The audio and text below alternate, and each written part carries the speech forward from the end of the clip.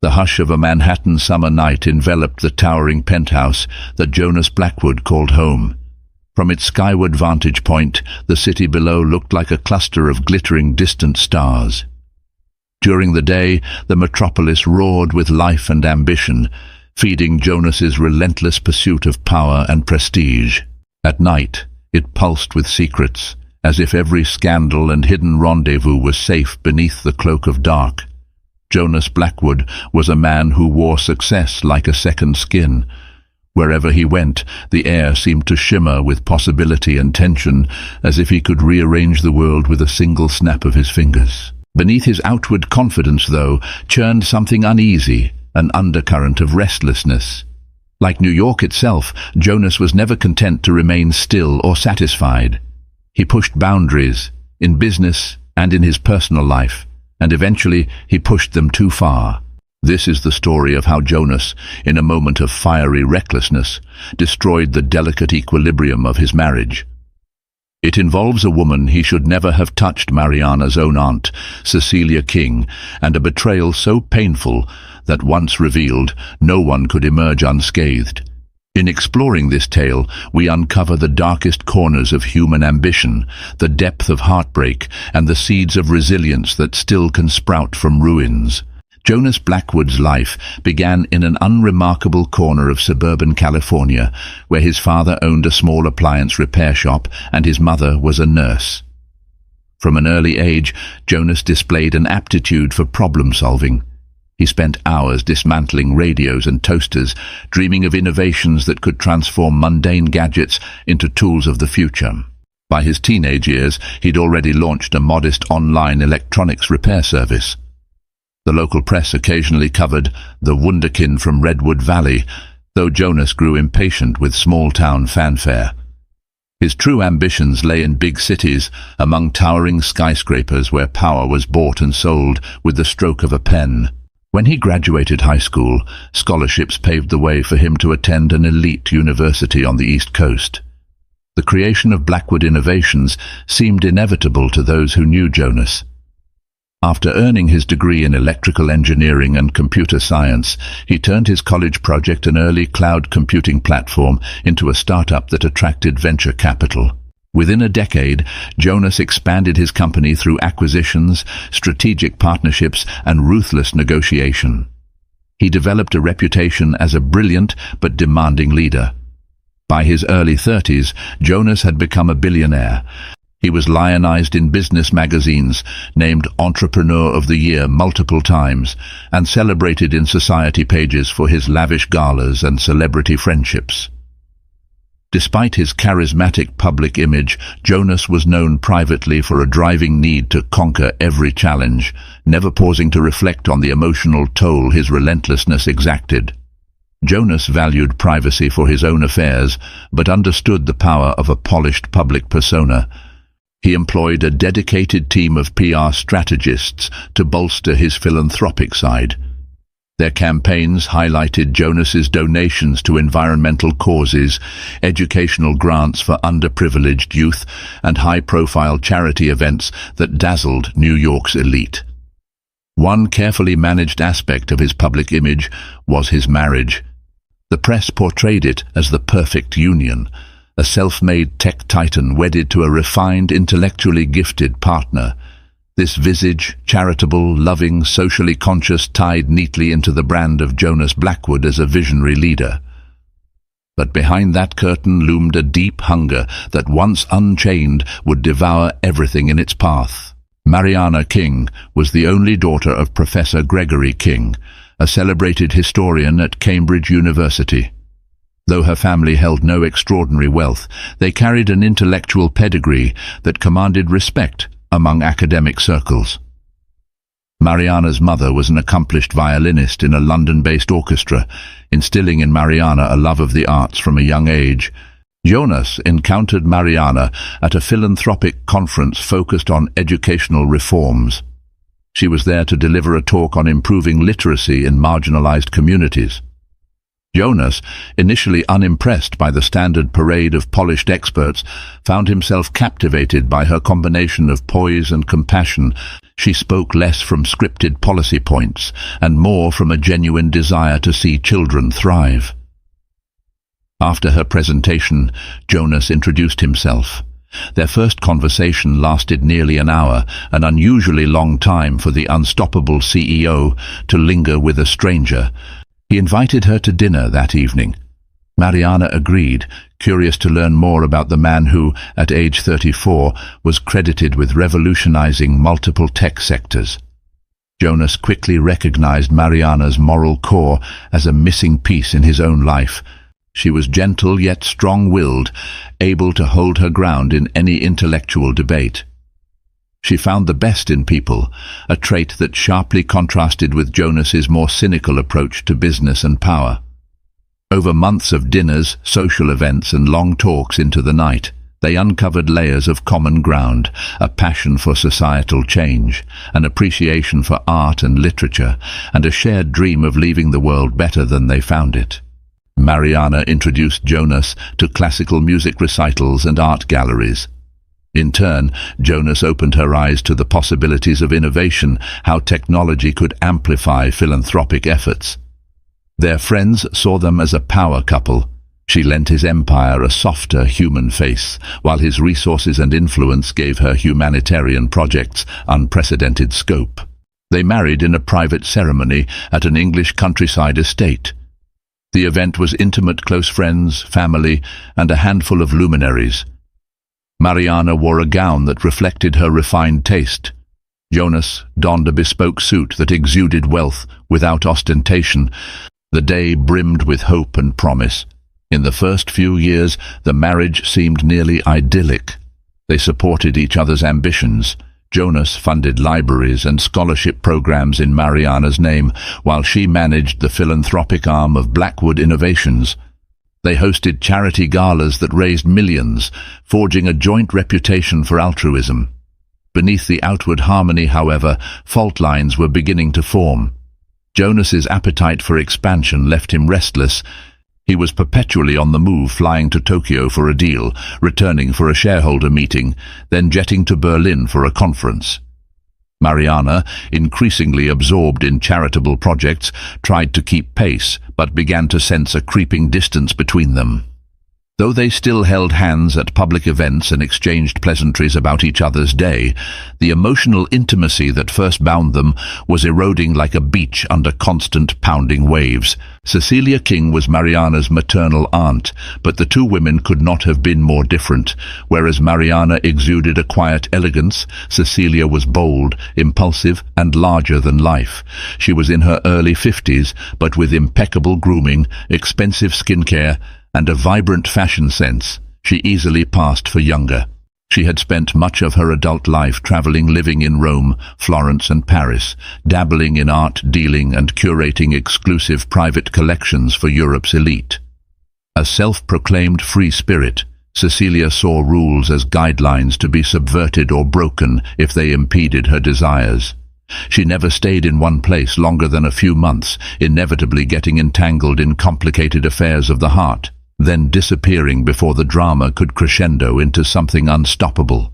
Despite sharing blood, Cecilia had a tenuous relationship with Mariana's family. She adored Mariana's mother, her own sister, but despised the staid, academic environment that the family embodied. Over the years, she hovered at the periphery of family functions, often making scandalous, witty remarks that rattled conservative relatives. Mariana, for her part, both admired and feared her aunt's flamboyance. As a child, Mariana found Cecilia enchanting, a glamorous aunt who brought intriguing gifts from faraway places. Yet as Mariana matured, she realized that Cecilia carried a tumultuous aura. She noticed the hushed tones with which her parents sometimes discussed Aunt Cecilia's reckless escapades or questionable choices. Still, they never fully turned Cecilia away, perhaps out of familial obligation or a lingering hope that she might someday settle down. When Cecilia announced a trip to New York, Mariana offered her a place to stay. It was only polite, she reasoned, and it would give them a rare chance to reconnect. Little did Mariana know, opening her home to Cecilia would be the first step toward unimaginable heartbreak. Cecilia arrived in Manhattan 2 days before a grand charity gala that Mariana had spent months organizing. This event aimed to raise awareness and funds for Clean Waterfront, one of Blackwood Innovation's marquee environmental programs. Mariana, always gracious, encouraged Cecilia to attend as an honored guest. She even arranged for Cecilia to have an exquisite suite at the newly opened Blackwood Center, courtesy of Jonas's sprawling hospitality network. Jonas was not present to welcome Cecilia when she first arrived. He was in Chicago closing a multi-million-dollar acquisition.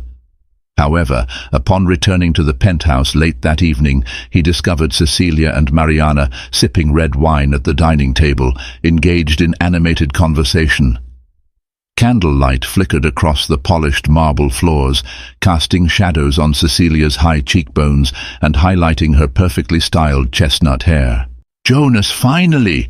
Mariana exclaimed, her tone bright, though her eyes carried a subtle fatigue. "We were just talking about your big gala this weekend. I'm trying to convince Aunt Cecilia to stay a bit longer in New York. Isn't that wonderful?" Jonas nodded politely as he set down his suitcase. "Delighted to have you here," he said, offering Cecilia a handshake. When she rose to greet him, he noticed how her gaze lingered on his face a beat longer than expected, as though she were assessing the measure of him behind his polished demeanor. Their introductions were cordial enough, but Jonas's heart fluttered with an inexplicable tension.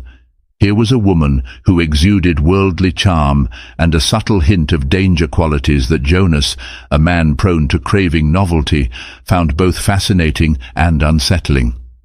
The next evening, Jonas and Mariana appeared at the charity gala as the perfect philanthropic power couple. Jonas was dashing in a tailored tuxedo. Mariana wore a midnight blue gown that accentuated her graceful figure. Photographers clamored for pictures, capturing every luminous detail. Under the vaulted glass ceiling of the Blackwood Center atrium, donors mingled over champagne, bidding on silent auction items whose proceeds would go to oceanic conservation. The entire event was a testament to Mariana's meticulous planning and Jonas's capacity to network with the upper echelon of global business and politics. Cecilia, too, commanded attention in a scarlet evening dress that contrasted sharply with the more subdued gowns worn by the other guests. She glided from conversation to conversation, weaving anecdotes about her international escapades. She complimented Jonas on the elegance of the evening, and he, in turn, found himself drawn to her easy confidence. Unbidden, a thought surfaced. This woman is more interesting than she appears, and more dangerous. During a brief lull, Mariana was called away to handle a donor's request. Jonas ended up beside Cecilia, near a lavish ice sculpture. She studied him, her lips curving into a sly smile.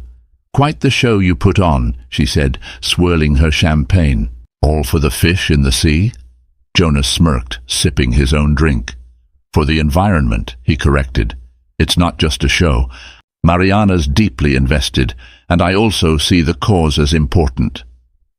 Cecilia's laugh was light but pointed. "Well, I'm sure good deeds do wonders for your corporate image, too." Jonas stiffened. He was not used to anyone, especially not a member of Mariana's family, challenging his philanthropic sincerity, which he had, over time, come to believe in. "I like to think we do it because it's right," he responded. Cecilia shrugged. "Of course, I meant no offense. I find our family's pursuit of philanthropic ventures quite admirable." Although the conversation ended cordially, Jonas walked away feeling as if he'd been subtly tested. Cecilia's presence continued to hover at the edges of his awareness, like a question mark in the midst of a carefully crafted script. The affair did not ignite overnight. It was born from a series of almost accidental encounters that built a clandestine intimacy. Over the following weeks, Cecilia lingered in New York under the pretense of scouting art for a gallery in Florence. She frequently dropped by the penthouse, striking up conversations with Jonas about art markets, worldly travels, or the complexities of high-stakes business. Jonas was initially courteous but distant, keenly aware that he needed to maintain propriety. Yet each time he spoke with Cecilia, he found her unpredictable energy compelling. He began to sense a shared restlessness between them, although it manifested differently. Jonas channeled his disquiet into corporate expansions. Cecilia found release in jet-setting adventures and romantic entanglements. The shared adrenaline drew them together. In fleeting private moments, a chance meeting at the building gym, a shared elevator ride at odd hours, they grew bolder. A lingering glance here, a fleeting touch there. The secrecy added a dangerous thrill, stoking Jonas's curiosity. The tipping point came one chilly Thursday. Mariana was out of town, visiting her father, Professor Gregory King, who had taken ill. Jonas, citing an urgent business dinner with overseas investors, did not join her. In truth, no such dinner existed. Cecilia had sent him a message. "Come meet me at the Carrington Hotel lounge. I have something to discuss." That evening, Jonas arrived at the plush hotel bar, adrenaline surging. Cecilia perched on a velvet stool, swirling a glass of wine, her lips painted a provocative red. She wore a dark, form-fitting dress that showcased her ageless figure. Their conversation began innocuously enough, chatter about art auctions, tourism in Italy, but the tension was palpable. After 2 drinks, Cecilia casually suggested they continue the conversation in her suite, away from the watchful eyes of the lounge. Jonas hesitated, the moral weight of betrayal flickering inside him. But an intoxicating blend of lust and rebellion spurred him on. He followed her into the elevator, heart hammering with each ding of the ascending floors. When the suite door closed behind them, Jonas felt as though he'd crossed a threshold into an alternate reality. Lamplight glistened on gold accents, reflecting the city's nighttime glow. He set down his briefcase, and in a moment that would forever fracture his life, pressed Cecilia against the wall. Their kiss was urgent, fueled by repressed desire and the delirious excitement of transgression. The final sliver of Jonas's rational self warned him, "You cannot come back from this." He did it anyway, yielding to the hunger that had lain dormant for far too long. By the time dawn broke, they lay entangled in silk sheets, each painfully aware they had stepped onto a path from which there was no easy retreat. In the immediate aftermath, Jonas was racked with guilt. He told himself it was a one-time lapse in judgment, a fleeting moment that could be sealed away in memory. But he underestimated Cecilia's willingness to continue, and, deep down, his own eagerness to repeat their indiscretion. A pattern emerged. Jonas and Cecilia met in discreet locations, a boutique hotel in Midtown, the penthouse when Mariana was away, and even Jonas's corporate apartments intended for visiting executives. They communicated through burner phones and private messaging apps. Each rendezvous was a calculated risk. The fear of exposure only made it more thrilling. Jonas compensated for his treachery by lavishing attention on Mariana, giving her gifts, praising her philanthropic endeavors, and meticulously performing the role of a devoted husband. But the more he tried to placate her, the more tension simmered beneath the surface. He was losing himself in his double life, torn between the familiar comfort of his marriage and the illicit excitement Cecilia offered. Cecilia wielded a kind of dominance over Jonas. While he was powerful in the corporate realm, she commanded the realm of passion and intrigue. She found amusement in his guilt, occasionally teasing him. "You're free to walk away, darling, but we both know you won't." Jonas both resented and desired her, and, as weeks turned into months, he realized the affair was not a momentary lapse, but a parallel existence. He told himself that he still loved Mariana, but it was a love overshadowed by routine. With Cecilia, Jonas felt alive, as though he were tapping into some primal current of desire and ambition that thrived in the shadows. Little did he know that the gravity of those shadows would soon crush him under their weight. Mariana was no stranger to Jonas's busy schedule. She had accepted long ago that he often came home late or left for sudden business trips, but she also knew his tells, slight variations in tone, the way he avoided her gaze when he was concealing something. Initially, she dismissed her concerns as paranoia. Jonas had endured stressful periods before, particularly during major acquisitions, yet he had never withdrawn from her so emotionally. In stolen moments, she examined his eyes, hoping to find reassurance that the man she loved was still there, but she sensed a growing distance.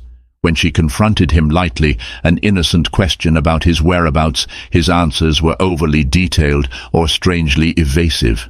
A swirl of anxiety took hold in her gut, although part of her refused to believe Jonas would betray her. One Sunday morning, Mariana found receipts in Jonas's briefcase for restaurants and hotels she did not recognize.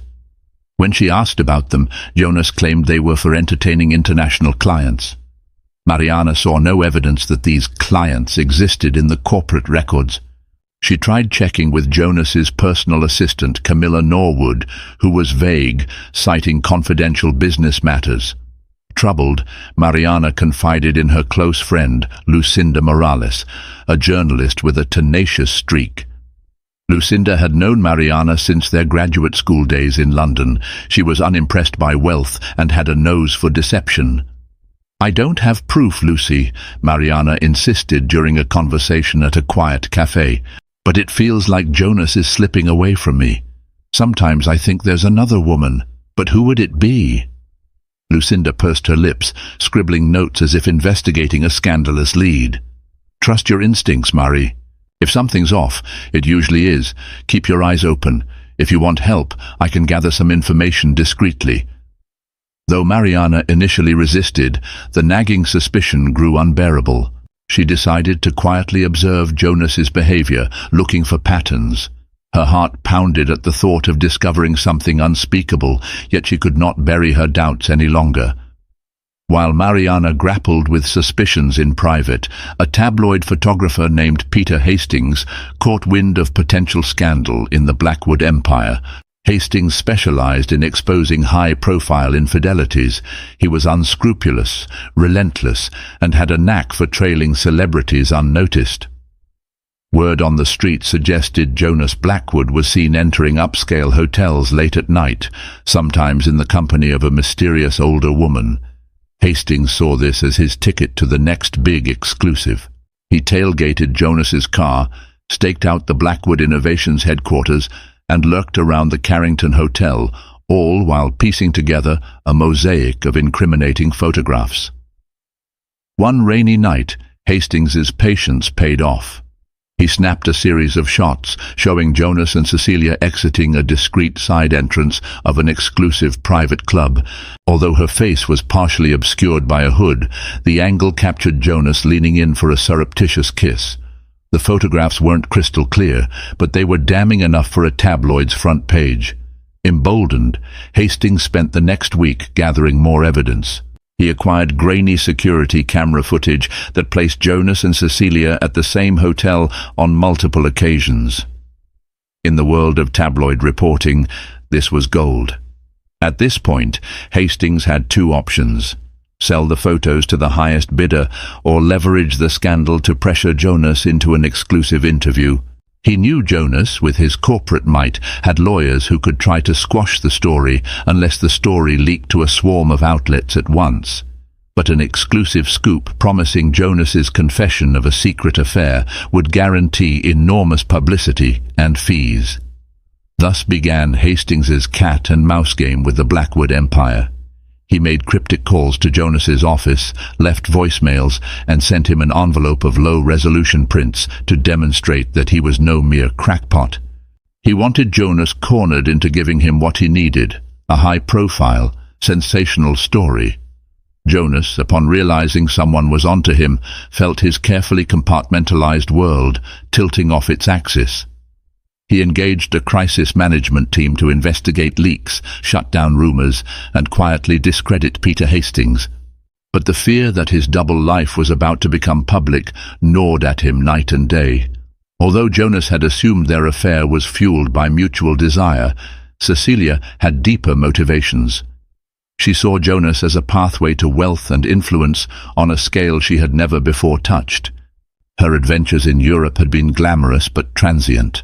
Money had always been fleeting, obtained from benefactors or fleeting love affairs, then spent on art and luxuries. When Cecilia realized just how much power Jonas wielded, she envisioned a partnership that could elevate her beyond the usual cycle of flirtation and flight. At first, she simply enjoyed toying with a billionaire who happened to be her niece's husband. But as Jonas struggled with the fallout of their affair, Cecilia sensed an opportunity. She realized Jonas might pay dearly to maintain her silence. One evening, when Jonas visited her upscale rented loft in Soho, Cecilia was particularly guarded. The lighting was low, the scent of her expensive perfume thick in the air. Jonas, tense over Hastings's threats, confided that he might soon face a public scandal. "Don't worry, darling," Cecilia said in her lilting tone. "Let the tabloids rummage around. We can handle it." Jonas's face was drawn. He looked older, haunted. "This could ruin my marriage, my reputation, everything. If Mariana finds out, it's over." Cecilia's eyes glimmered. "You don't have to let it go that far. We can manage the narrative, but only if we're aligned." She paused, trailing her fingertips along his shoulder. "Perhaps you can sweeten the pot, Jonas. See, I'm building a new art venture in Florence. Funding it will ensure my loyalty." Jonas pulled back, suspicion stinging him. "Funding? How much?" "I'm not unreasonable," Cecilia replied, letting the suggestion dangle. "Think of it as a business arrangement to secure mutual benefits." In that moment, Jonas realized he was in the grip of someone who was not merely a passionate fling, but a cunning manipulator. The hollowness in his chest deepened. Still, he was so entangled emotionally, physically, financially, that extracting himself felt impossible. He half considered complying, paying Cecilia off, but also dreaded the day she might come back for more. Amid Jonas's attempts to juggle crises, he made a pivotal mistake. He left his phone unattended in the penthouse library.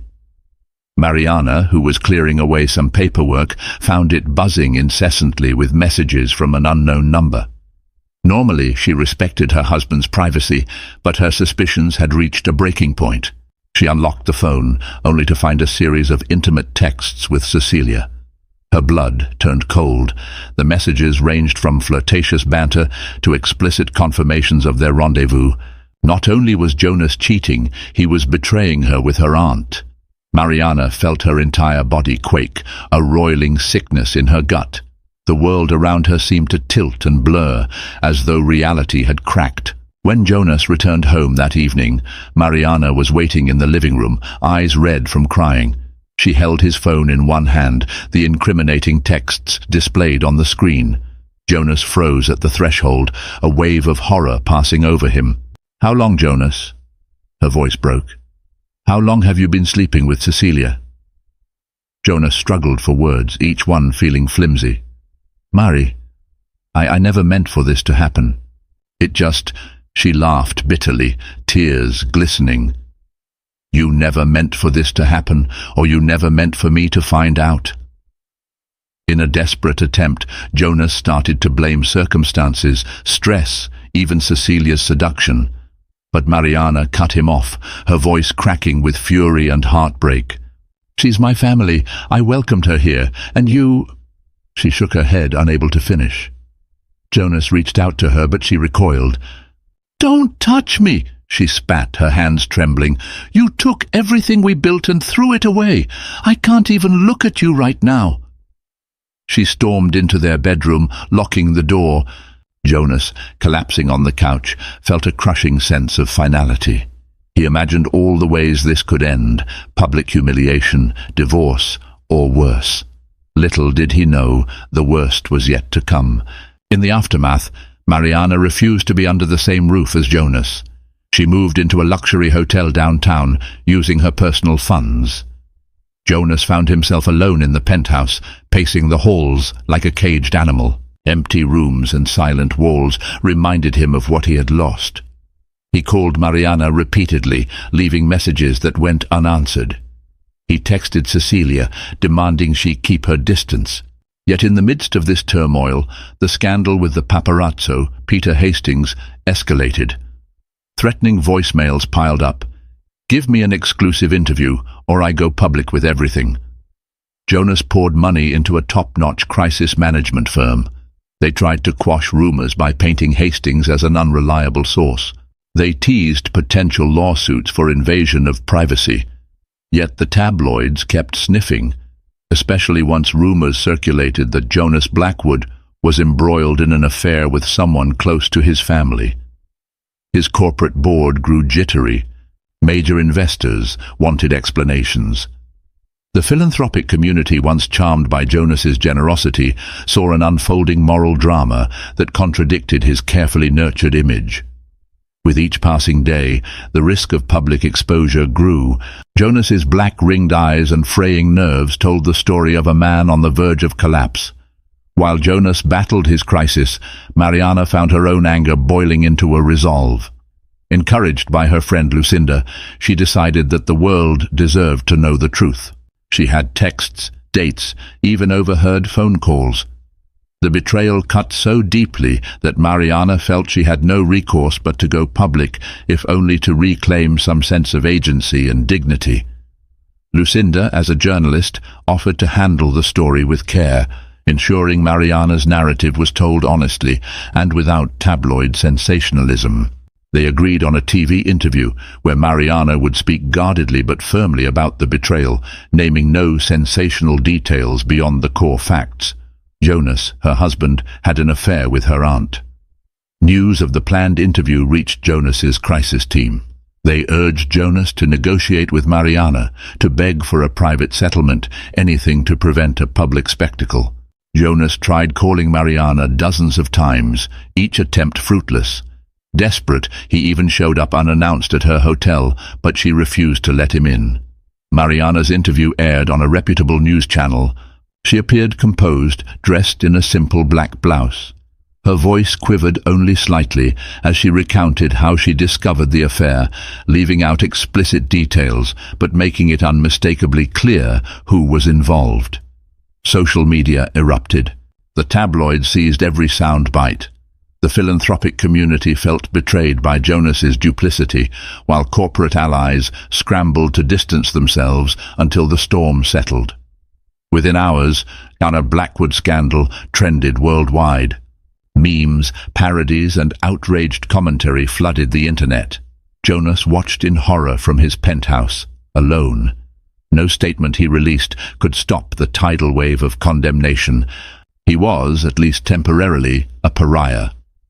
In the days following Mariana's interview, shareholders demanded an emergency board meeting. Jonas, gaunt and unshaven, stood before them as they questioned whether his personal controversies would harm the company's valuation. There were rumors of forced resignation, or at least a leave of absence. Jonas insisted he could weather the storm, but his pleas fell on skeptical ears. Meanwhile, Mariana, though validated, felt no real joy. She mourned the love she once shared with Jonas. Despite exposing him, she found the emotional cost unbearably high. She sought refuge in Lucinda's apartment, tearfully confessing her lingering confusion. She still remembered the moments when Jonas was gentle, brilliant, and full of promise. Cecilia had vanished in the immediate aftermath, but not without securing a substantial gift from Jonas. Fearing she might leak more incriminating details or spin the story for personal gain, Jonas had transferred a large sum to one of her offshore accounts.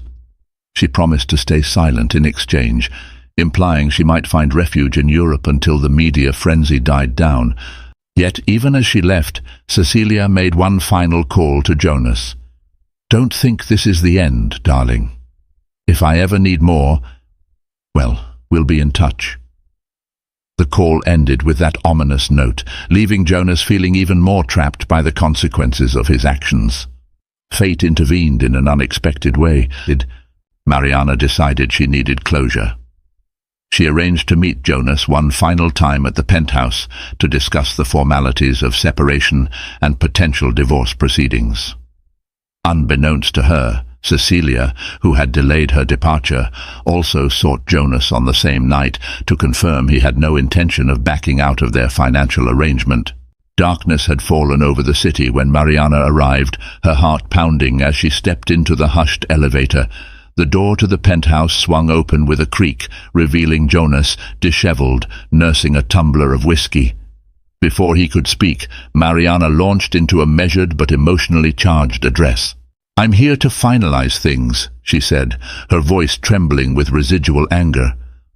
"I loved you more than words could say, Jonas. But you've turned our life into a spectacle. I can't do this anymore." Jonas set down his drink, meeting her eyes with desperation. "Mariana, I've ruined everything. I know I don't deserve forgiveness, but at least let me try to make amends. I'll give you whatever you need." They were interrupted by the sharp click of heels echoing across the marble floor. Cecilia appeared from the hallway, dressed in a sleek designer coat. Mariana's eyes flared at the sight of her aunt. Cecilia stared back, arms folded. "Perfect. Both of you are here. Saves me the trouble of repeating myself." Mariana, trembling with barely contained fury, hissed, "How dare you show your face now?" Cecilia shrugged nonchalantly. "Don't be so dramatic, Mariana. I told Jonas I'd be leaving the city, but I needed a final word." The tension was suffocating. Jonas tried to stand between them, but Mariana waved him off. "We have nothing to discuss, Cecilia. You destroyed my marriage." Cecilia's eyes flashed. "And you think Jonas was an innocent lamb? Please, he's every bit as responsible as I am." Jonas pleaded for calm, the veins in his neck standing out. "Stop it, both of you. I can't take any more fighting. Cecilia, take your money. Mariana, I'll sign the divorce papers. Just, can we not do this in the middle of my home?" Cecilia let out a brittle laugh. "Oh, Jonas, you think it's that simple to pay me off and see me on my way? I've risked my reputation for you. And now you want me to vanish so you can salvage your image." Mariana spun to face Jonas, tears in her eyes. "You told me you gave her money. For what? To keep silent?" He stammered. I just wanted to protect you from more details, more pain." This was the only way. Cecilia's lips twisted in scorn. Protect her or protect yourself. In the charged moment that followed, everything that had been suppressed exploded in a maelstrom of accusations, insults and confessions. Cecilia brandished her phone, threatening to reveal additional evidence if Jonas tried to scapegoat her. Mariana broke down in sobs, her heartbreak raw as she screamed at Jonas for betraying her with her own flesh and blood. Jonas shouted back in desperation, insisting he was at fault, that he would do anything to fix what remained. Amid the shouting, Cecilia lunged toward Jonas, phone raised, threatening to record him confessing his wrongdoing. Mariana, her anger erupting, tried to intervene, demanding Cecilia stop provoking him. Jonas, caught in the middle, tried to wrest the phone from Cecilia's grip. A struggle ensued, clumsy and frantic. Cecilia, unsteady in her heels, staggered backward and reached out blindly. Her hand closed around a heavy crystal vase perched on a side table. She lifted it, perhaps to threaten or ward off Jonas. In that instant, Mariana lunged to pull Jonas away from Cecilia's swing. The vase came down with a sickening thud on Jonas's temple. Time seemed to slow. Jonas crumpled to the floor, the vase shattering, sending shards of crystal skittering across the marble. Blood trickled from his head, staining his shirt collar. Mariana screamed, dropping to her knees beside him. Cecilia stood frozen, still clutching a jagged piece of the vase's handle, her face twisted in shock and horror. Frantic, Mariana fumbled for her phone, calling 911. Her voice cracked with terror as she begged for an ambulance. Jonas's eyes fluttered, his breathing labored. Blood pooled on the marble, each second an eternity of dread. Paramedics arrived swiftly, administering first aid. They rushed Jonas to a nearby hospital, with Mariana seated at his side in the ambulance. Her tears soaked his shirt as she held his limp hand, whispering pleas for him to hold on. Cecilia followed in a separate car, stunned into silence. At the hospital, doctors fought to save Jonas's life. The injury to his temple had caused a severe hemorrhage, and within hours he slipped into a coma. Despite emergency surgery, the damage was too extensive. He never regained consciousness. Shortly before dawn, surrounded by the hum of medical equipment, Jonas Blackwood, billionaire titan of industry, was declared dead. The world reeled at the news of Jonas Blackwood's sudden death. Headlines lamented the downfall of a visionary, while also feasting on the salacious scandal that led to his demise. Blackwood Innovations saw a temporary crash in stock value. Within days, the board installed an interim CEO, emphasizing continuity to reassure shareholders. Cecilia King was arrested and charged with manslaughter. Her defense was that she acted in self-defense during a highly charged confrontation. The courts, inundated with publicity, recognized the complexity. Though she struck the fatal blow, the circumstances were fraught with mutual aggression. Eventually, she entered a plea deal, resulting in a reduced sentence. She would serve time, but less than the public outcry demanded. Mariana was left a widow, shattered by betrayal and grief. For weeks, she could barely function, her mind replaying the scene of Jonas collapsing to the floor. She left the city, finding refuge in her father's English home, where she grieved behind closed doors. Paparazzi tried to hound her, but she maintained strict privacy, emerging only to arrange Jonas's funeral. Hundreds attended the memorial service, business leaders, celebrities, politicians, employees who admired Jonas's drive. Mariana stood at the front, dignified yet heartbreakingly fragile. She placed a single white rose on Jonas's casket, murmuring a farewell only she could hear. "I hope you find the peace that eluded you in life."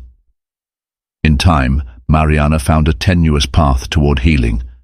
She inherited Jonas's shares in Blackwood Innovations, but chose not to involve herself in corporate affairs.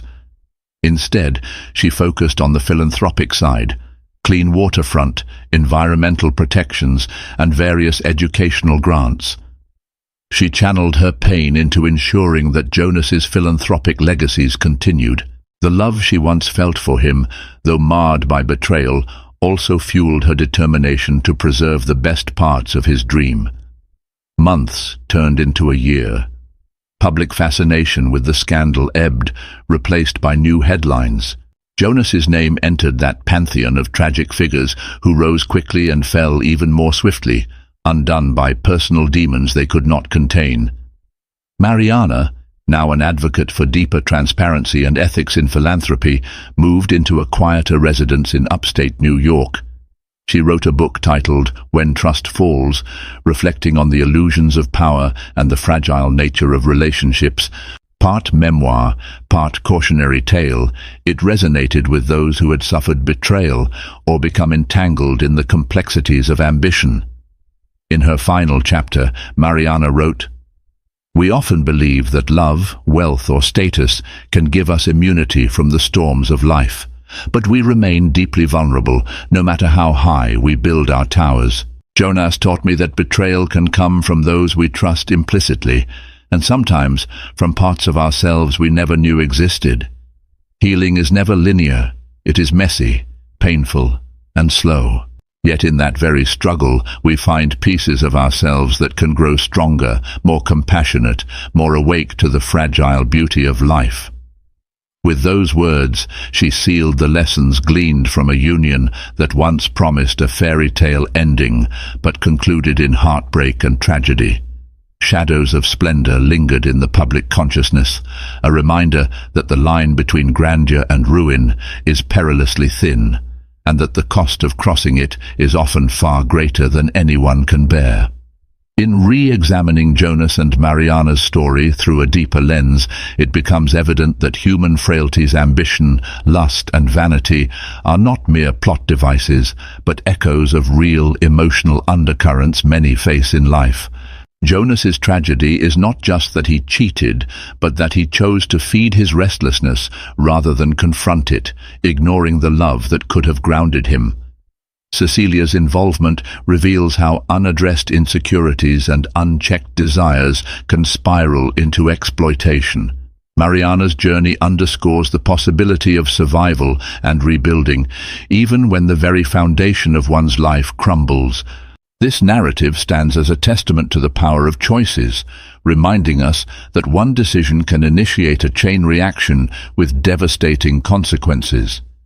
Yet it also illuminates that from the debris of betrayal, a seed of renewal can still take root, carrying forward the memory of what was lost in the hope of creating something more honest and lasting.